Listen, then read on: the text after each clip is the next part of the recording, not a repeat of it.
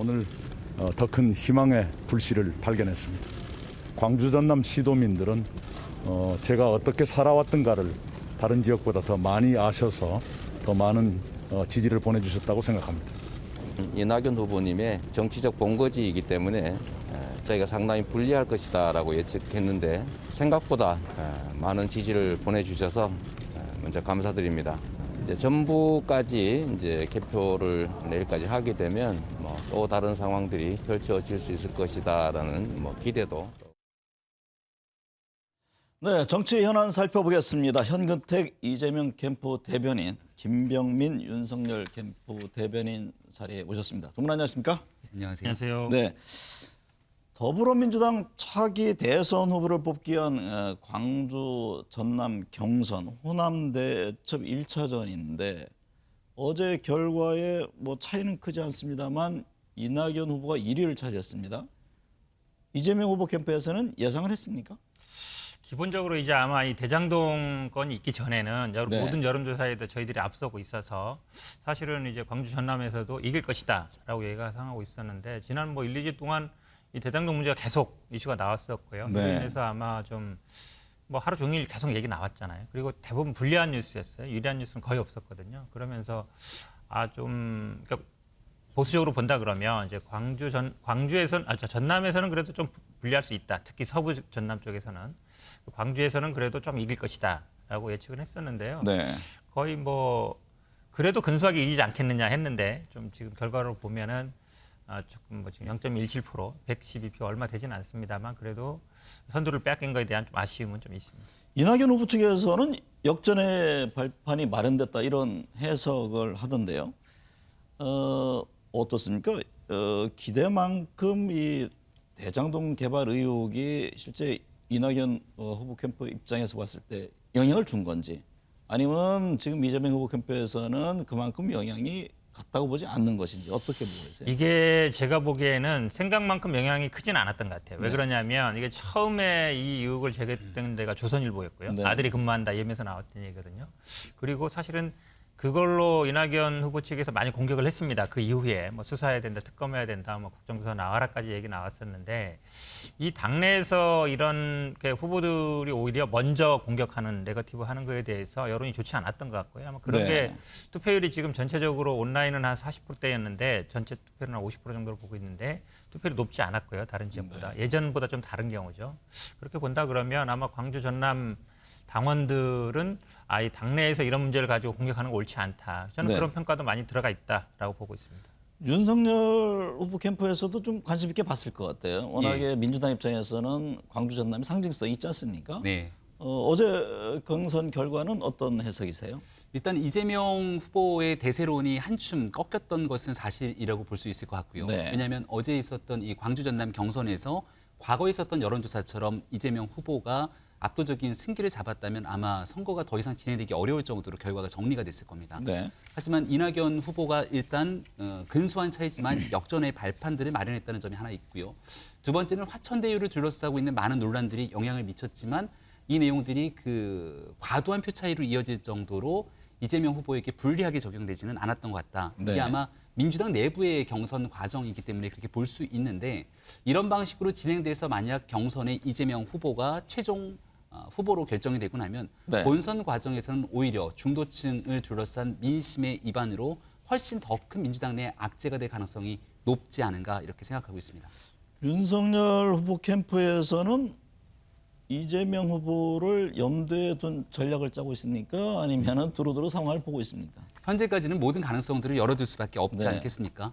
다만 지금까지 왔던 모든 여론조사 수치가 이재명 후보가 민주당의 최종 후보가 될 가능성이 높기 때문에 네. 윤석열 후보뿐 아니라 거의 모든 정치권에서는 이재명 후보의 가능성을 현재까지는 조금 더 높게 평가하는 것이 아닌가 네. 싶습니다. 오늘 전북 경선 네네네. 결과가 나오잖아요. 이재명, 이낙연 후보의 격차가 더 벌어질지 아니면 좁혀질지 전북에서는 어떤 전망을 하고 계세요? 저희들은 전북에서는 우세할 걸 보고 있습니다. 네. 정세균 후보의 정치적인 어쨌든 근거지라고 볼 수 있고, 근데 정세균 의원을 지원했던 의원들이 저희 쪽으로 많이 몇 분은 또 공식 비공식적으로 이제 지지선을 한 분도 있고 또 전북이 그동안 보면은 약간 전남 광주와 좀 달리 간 면이 있었습니다. 네. 본다 그러면 다른 기존 지역, 그러니까 충남, 충북이라든지 이런 거 비슷하게 할 가능성이 있다라고 보고 있습니다. 그래서 네. 저희들은 뭐 두 자릿수, 최소한 한 자릿수 또 후반대 정도에 아마 이길 걸로 본다 그러면 결국 호남이라는 건 전남북 광주를 합친 거거든요. 네. 그러면 아마 합치면 아마 한 4~5% 정도를 이기지 않겠냐 이렇게 예상하고 있습니다. 결국 이제 대장동 개발 의혹에 영향을 주고 좀 지금도 진행 중인 것으로 보여지는데 지금 국민의힘에서도 이 부분에 대해서 후보들 간의 여러 이제 공방이 지금 진행되고 있습니다. 홍준표 후보 측은 이재명 후보를 향해서 감옥 갈 수도 있다라고 하자 이재명 후보는 걱정 접어라 이런 이제 서로다가 공방이 있는데 어떻게 보세요? 네, 저는 뭐 섣부르게 접근할 필요는 없다고 생각합니다. 네. 하지만 국민의 눈높이에 맞춰서 사건의 진실을 규명하기 위한 노력을 지속적으로 해나가야 된다고 생각을 하는데요. 네. 가장 문제가 되고 국민이 분노하게 되는 건 적은 소자본을 투입하고 국민의 상식을 뛰어넘는 막대한 이득을 특정 업체가 가져갔다는 것 아니겠습니까? 네. 그리고 이런 결정이 있었던 당시에는 이재명 후보가 성남시장으로 있었고 성남시 도시개발공사의 특정 인원들이 여기에 특혜성 뭔가 뒤를 봐주지 않았다면 이런 일들이 가능했겠는가라는 게 여러 언론을 비롯한 국민들의 의혹 제기라고 볼 수 있습니다. 이재명 네. 후보가 언급하고 있는 것처럼 떳떳하고 이 대장동 개발이 공적 이득을 확대화시켰던 아주 좋은 사업이라면 이런 진실 규명의 노력을 위해서 이재명 후보가 굳이 뒷걸음질 필요가 없기 때문에 관련된 사실의 진짜 내용들이 무엇인지를 밝히기 위해서 저는 이재명 후보가 더 적극적인 협조를 할 필요가 있다고 생각합니다. 네. 근데 그 민주당에서는 관련된 인사들이 오히려 국민의힘 쪽 예. 인사들이다라는 이제 지적인데 오늘은 곽상도 의원 아들이죠. 그 화천대유로부터 50억 원을 받았다 예. 이 보도가 나왔습니다. 그렇게 되면은 이게 어떻게 좀 새로운 국면으로 갈 개연성이 있어 보이지 않나요? 그래서 충격적이라는 겁니다. 네. 투자와 자본금에 소액의 자본금을 넣고 천문학적인 금액을 가져가게 됩니다. 네. 하지만 설계상에 문제가 있었던 것을 우리 국민들은 보고 있지만 법적으로는 문제가 없다는 주장들을 하고 있죠.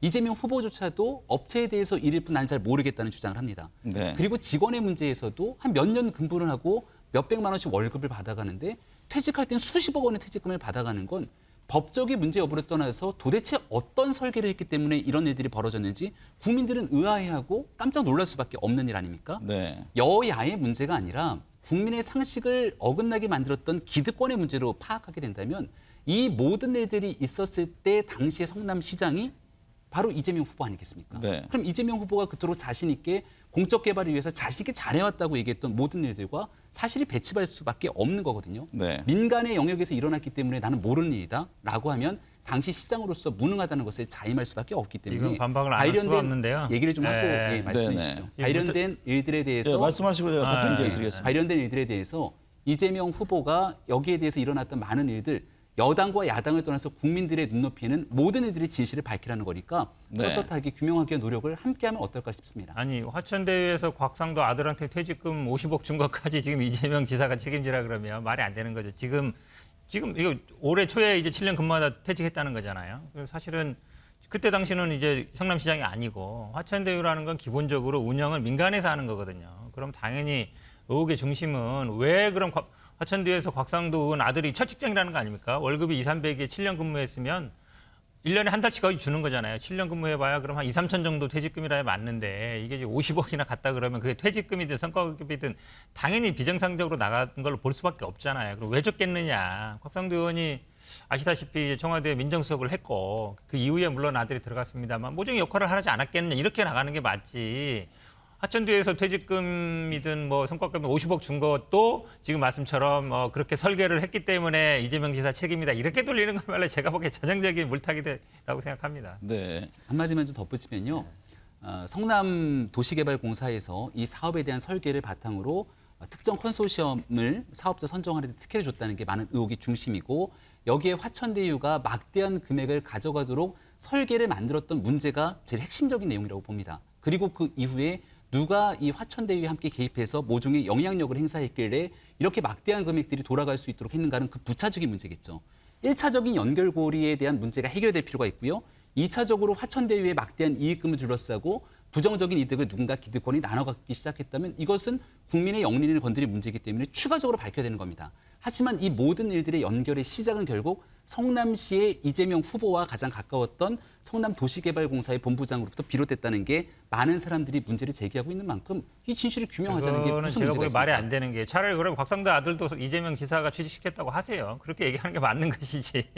본인들의 필요에 의해서 그 당시에 했겠죠. 근데 아니 민간 기업에서 취직하는 것까지 성남시장이 어떻게 뭐라 할 수 있어요? 그리고 퇴직할 때 이렇게 퇴직금 챙겨주는 거를 마치 뭐 지금 말씀처럼 그것도 뭐 구조를 잘못 짰으니까 책임져라. 그거는 제가 보기에 말이 안 되는 얘기예요. 상식적이지 않잖아요. 제가 취재한 바에 따르면 곽상도 의원 아들이 이 건강상의 이유로 올 3월에 이제 급히 퇴사를 했다고 하는 건데 그게 이제 보상 측면이다 이런 얘기들인데 이 문제는 어쨌든 간에 뭐 법인에 개조해서 갔으면 수강국에서 금방 드러날 네. 것이고 방금 김 대변인 얘기했듯이 금융 컨소시엄 하나금융 컨소시엄이 참여한 배경 예. 도대체 어떤 근거에서 이유에서 했는지 이 점에 대한 규명으로 들어가면 되지 않을까요? 그렇죠. 제가 보기에도 뭐 아마 이 수사의 기본은 이제 돈의 흐름일 것 같은데요. 네. 결국은 이 부동산 개발 사업에서는 초기 자금을 대는 사람이라 그러죠. 그러니까 에쿼티 뭐 태운다고도 얘기하는 초기 자금을 누가 대느냐. 지금 네. 그건 이제 거의 나온 것 같습니다. SK 쪽에서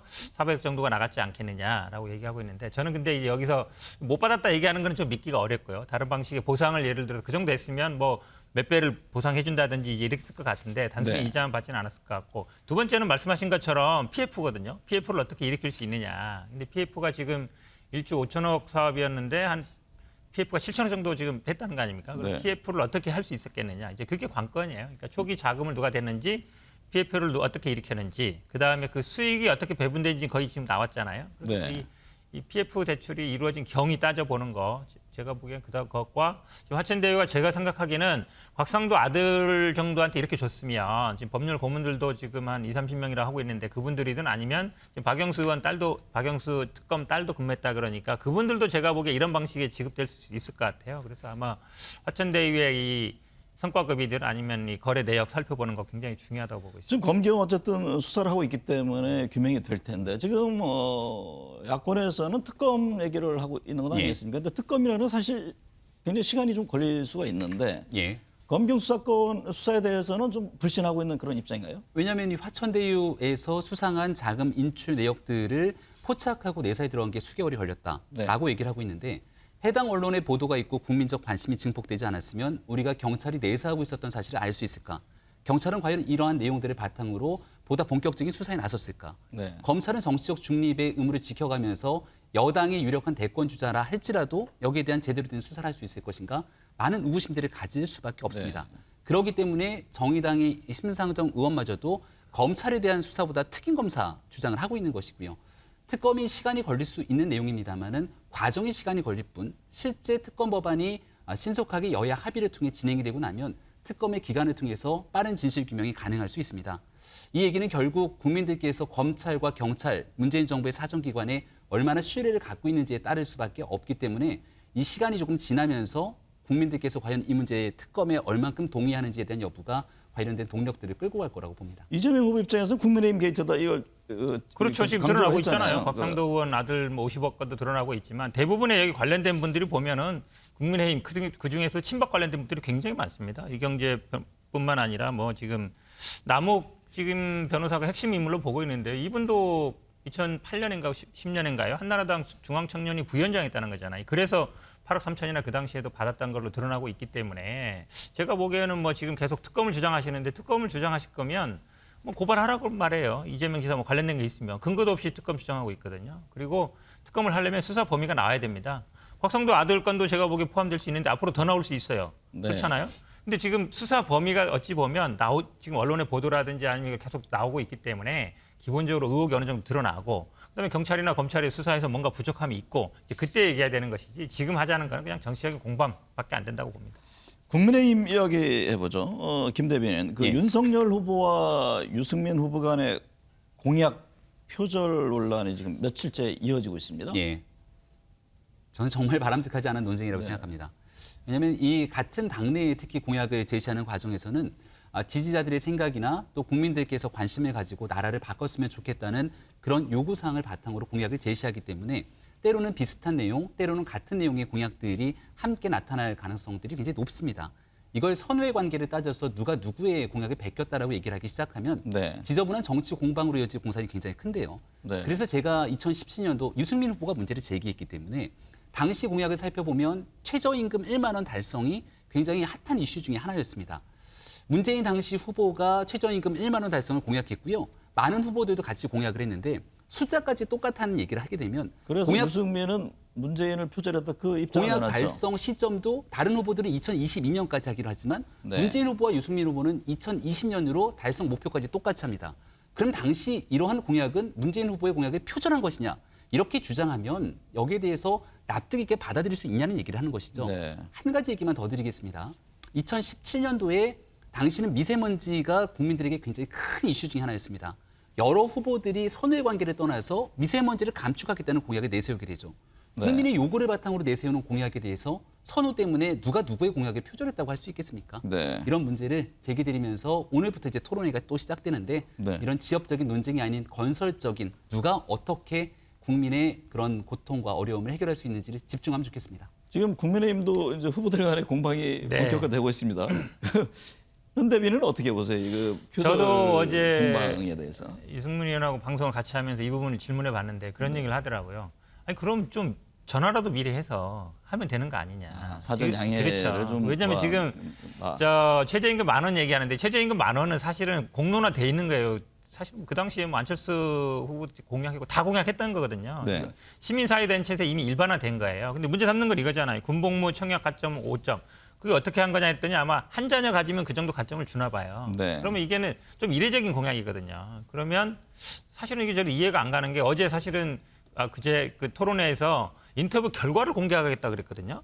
윤석열 후보가. 네. 인터뷰 결과라면 인터뷰 내용을 얘기하는 거예요. 결국은 이 공약이 어떻게 나왔느냐 근거를 얘기하니까 인터뷰를 통한 거다. 그럼 결과를 공개하겠다 그랬는데 공개한 거 보니까 명단만 공개했어요. 전화번호 네. 이렇게 익명 처리해가지고 나왔는데 그 인터뷰 결과가 아니잖아. 인터뷰 명단이지. 그건 좀 답변하셔야 그 부분은 좀 되겠어요. 해명이 필요한 것 같습니다. 내용은 안 내놓고 두 차례에 명단만 거친 했냐? 결과를 공개했는데요. 첫 번째 네. 결과는 시계열적으로 6월 달에, 7월 달에, 8월 달에 어떤 사람들과 만나서 토의를 거쳤는지에 대한 내용들을 다 정리를 합니다. 네. 그리고 이것만으로도 부족한 것 아니냐라고 언급하기 때문에 실제 그 자리에 누가 어떻게 있었는지에 대한 전문가, 청년들에 대한 명단까지 개인정보가 있기 때문에 일부 이름들은 다소 익명 처리를 통해서 공개를 하게 되죠.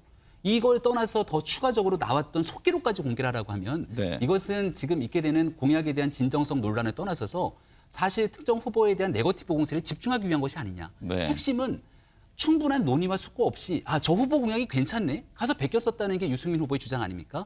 그런 내용들이 아니라 관련된 40명이 넘는 사람들의 내용들을 인터뷰했다고 얘기를 해놨으면 네. 이를 토대로 이게 거짓말이면 충분하게 국민들 앞에서 잘못된 내용으로 인식될 수 있을 텐데 시간적인 관계를 거쳐서 이 내용들을 충실히 담았다는 얘기를 한 것이고요. 한 가지만 더 말씀드리면 공약의 원천 소스 저작권을 자꾸 얘기를 하니까 하태경 의원이 과거에 이미 법안으로 발의됐던 내용이고요. 네. 2013년도에 박근혜 정부 시절에서는 총리실 산하의 경제인문사회 연구회에서 관련된 내용들에 대한 연구까지 해놨던 결과들이 있습니다.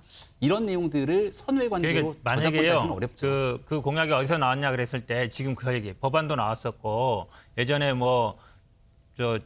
말씀처럼 예전에 이미 나왔던 얘기도 얘기했으면 돼요. 근데 인터뷰에서 거둔 결과라 그랬으면 인터뷰에서 보통 우리가 공약 만들 때 교수라든지 포럼이라든지 이런 데서 만들면 이제 그걸 제시하면 되거든요. 근데 아니면 사전에 말씀하셨듯이 좀 양해를 구한다. 그렇죠. 양해만 구하면 될 일인데 그거를 안 하는 게 제가 보기엔 약간 정치 도의상 문제인 것 같아요.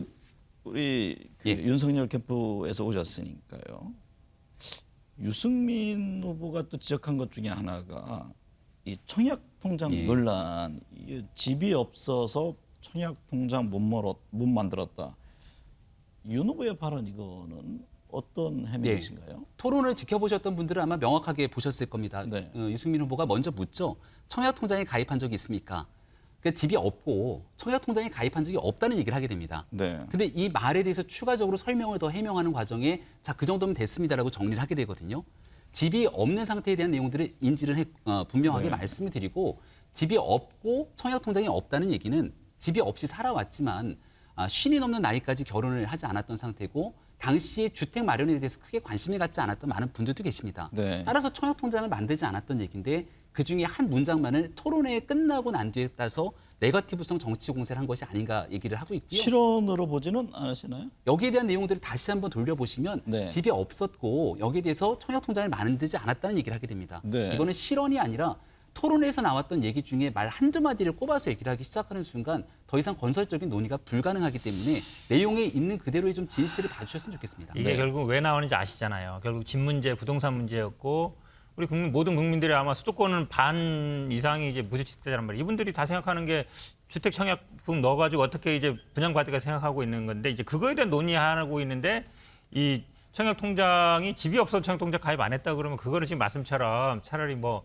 내가 집을 산 적도 아니 차라리 집 문제에 관심이 없어서 청약통장 가입 안 했다라고 한 말이면 모르겠어요. 네. 그런 얘기도 아니고 집이 없어서 통장 가입 안 했다 그러면 이분은 어느 나라에서 살다 온 사람인가? 그러니까 저 일반인들이 서민들의 삶을 너무 모른다. 우리가 예전에 뭐 짜장면값, 버스값 이거 얘기할 때는 그래도 아니 뭐 모를 수 있다고 봤었어요. 네. 그때는. 근데 제가 이건 부동산 정리해서- 정치에 대한 거기 때문에 제가 보기에는 시간이 없었어요. 실언이라고 볼수 그 남북 문제 제가 마지막으로 두 분 여쭙겠습니다. 지금 북한 외무성 문재인 대통령의 종전선언제안에 대해서 뭐 시기상조라고 했다가 지금 김여정 부부장이 좋은 발상이다 또 이런 입장을 네네. 냈습니다. 앞서 박수현 수석 얘기를 들어봐도 뭐 연내도 정상 간의 만남이 있을 수 있다라는 얘기인데 그 어떻게 보고 계세요 지금? 뭐 저는 기본적으로 아마 외무성은 좀 기계적으로 답변을 했던 것 같고 네. 지금 김여정 부부장 같은 경우에는 뭐 최고 지도자의 동생이니까요. 당연히 의사가 반영될 걸로 보는 것이고 저는 뭐 종전선언을 반대할 이유가 없다고 봅니다. 종전선언이라는 건 전쟁을 끝내는 거잖아요. 네. 전쟁을 끝내는 것이고 종전선언하고 자꾸 지금 평화협정